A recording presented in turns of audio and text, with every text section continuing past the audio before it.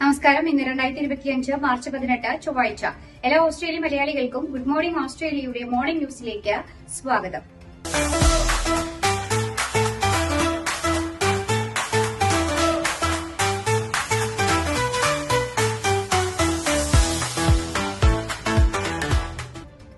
പുതിയ $5 നോട്ടിന്റെ theme RBA അനാവരണം ചെയ്തു. പുതിയ നോട്ടിന്റെ രൂപകൽപ്പനയിൽ ആദിവാസി സമൂഹങ്ങളുടെ പാരമ്പര്യവും സംസ്കാരവും പ്രതിഫലിപ്പിക്കുന്ന കണക്ഷൻ ടു കൺട്രി എന്ന തീം ആയിരിക്കുമെന്ന് RBA അറിയിച്ചു. ഇതോടെ മുൻപ് ക്വീൻ എലിസബത്ത് രണ്ടാമന്റെ ചിത്രം ഉൾപ്പെടുത്തിയിരുന്ന നോട്ടിൽ ഇനി മുതൽ ആദിവാസി കലയും പാരമ്പര്യവും പ്രതിഫലിപ്പിക്കുന്ന രൂപകൽപ്പനകൾ ഉൾപ്പെടും. 2100-ലധികം പൊതുനാമനിർദ്ദേശങ്ങളിൽ നിന്നാണ് ഈ തീം തെരഞ്ഞെടുത്തത്. നോട്ടിന്റെ മറുവശത്തുള്ള പാർലമെന്റിന്റെ ചിത്രം തുടരും. പുതിയ രൂപകൽപ്പനയിലുള്ള നോട്ടുകൾ പുറത്തിറങ്ങുന്നതുവരെ നിലവിലുള്ള $5 നോട്ടുകൾ പ്രചാരത്തിലുണ്ടാകും.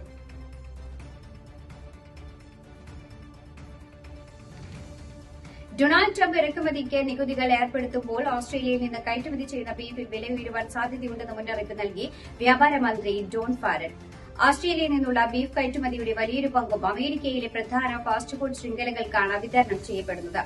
അധിക നികുതികൾ ഉൽപാദന ചെലവുകൾ ഉയർത്തുകയും തുടർന്ന് വിൽപ്പന വില വർദ്ധിക്കുകയും ചെയ്യും. ട്രംപ് ഭരണകൂടം ഓസ്ട്രേലിയൻ ഉൽപ്പന്നങ്ങൾ ഉൾപ്പെടെ സ്റ്റീൽ, അലുമിനിയം ഇറക്കുമതികൾക്ക് 25% നികുതി ചുമത്താൻ തീരുമാനിച്ചതോടെ രണ്ട് രാജ്യങ്ങളുടെയും വ്യാപാരം. സൌത്ത് ഓസ്ട്രേലിയൻ കടൽ തീരത്ത് മത്സ്യങ്ങൾ ചത്തുപൊങ്ങുന്നതിനെക്കുറിച്ചും കടൽ വെള്ളത്തിൽ രൂപപ്പെട്ട നുരയെക്കുറിച്ചും അന്വേഷണം ആരംഭിച്ചു. ഈ ബീച്ച് സന്ദർശിച്ച ശേഷം നിരവധി ആളുകൾക്ക് അസുഖങ്ങൾ ബാധിച്ചതായും റിപ്പോർട്ടുകളുണ്ട്. സന്ദർശകർക്ക് ജലദോഷത്തിന്റെയും പനിയുടെയും ലക്ഷണങ്ങളാണ് റിപ്പോർട്ട് ചെയ്തിട്ടുള്ളത്. വിക്ടർ ഹാർബറിൽ നിന്ന് 15 കിലോമീറ്റർ തെക്ക് പടിഞ്ഞാറ് അകലെയുള്ള വൈറ്റ് ഫിംഗ ബീച്ചിലാണ് സംഭവം. 100 കണക്കിന് മീറ്ററുകളിലോളമാണ് നിറവ്യത്യാസമുള്ള നുരകൾ രൂപപ്പെട്ടിട്ടുള്ളത്.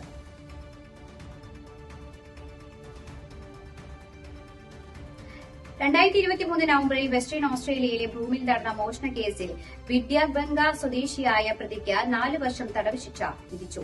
20 വയസ്സുള്ള സാന്റിമാർ പീൽ എന്ന യുവാവിനാണ് തടവ് ശിക്ഷ ലഭിച്ചത്. ബ്രൂം ജില്ലാ കോടതിയാണ് ശിക്ഷ വിധിച്ചത്. ഇതിനു മുമ്പും പ്രതി നിയമലംഘനങ്ങൾ വരുത്തിയിട്ടുണ്ടെന്ന് കോടതി കണ്ടെത്തി. 2022 ജുമിനൽ പ്രതികളുമായി പിടിയിലായ കാൻബറയിൽ നിന്നുള്ള ജെറാൾഡോ പെന എന്നാൽ യുഎസിൽ നിന്ന് മെറ്റാഫെറ്റമൈനുകൾ ഇറക്കുമതി ചെയ്യാൻ ശ്രമിച്ചെന്ന ആരോപണം പ്രതി നിഷേധിച്ചു. ACT സുപ്രീം കോടതിയിലാണ് വിചാരണവേളയിൽ പ്രതി കുറ്റം സമ്മതിച്ചത്. സിഡ്നിയിൽ നിന്ന് അലുമിനിയം പൌഡറിൽ മെറ്റാഫെറ്റമിൻ കലർത്തിയ പാർസൽ കഴിഞ്ഞ ദിവസം പോലീസ് പിടികൂടിയിരുന്നു. ഈ കേസിലാണ് ഇപ്പോൾ വിചാരണ.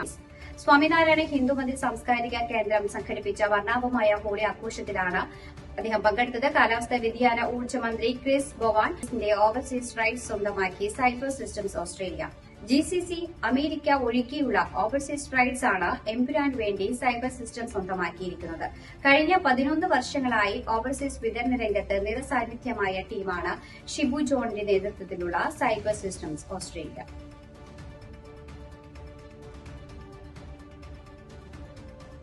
അമേരിക്കൻ പ്രസിഡന്റ് ഡൊണാൾഡ് ട്രംപിനെ പുകഴ്ത്തി ഇന്ത്യൻ പ്രധാനമന്ത്രി നരേന്ദ്രമോദി. AI ഗവേഷകനും US പോഡ്കാസ്റ്ററുമായ ലെക്സ് ഫ്രിഡ്മാനുമൊത്തുള്ള പോഡ്കാസ്റ്റിൽ സംസാരിക്കുകയായിരുന്നു പ്രധാനമന്ത്രിയുടെ അഭിനന്ദനം.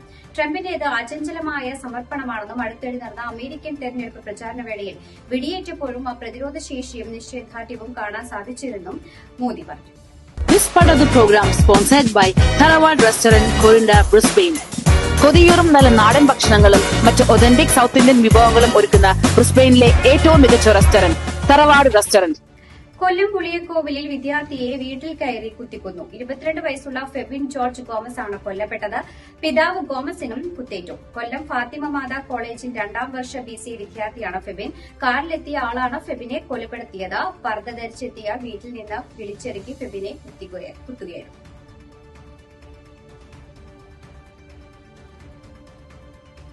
അരൂരിൽ ഹാഷിഷ് ഓയിലുമായി 3 വിദ്യാർത്ഥികൾ പിടിയിൽ. അരൂർ പോലീസാണ് പിടികൂടിയത്. ഒരാളുടെ വീട്ടിൽ നിന്ന് 10 സെന്റിമീറ്റർ നീളമുള്ള കഞ്ചാവ് ചെടിയും കണ്ടെടുത്തു. പിടിയിലായ 3 പേരും പ്രായപൂർത്തിയാക്കാം. എല്ലാവർക്കും നന്ദി, നമസ്കാരം.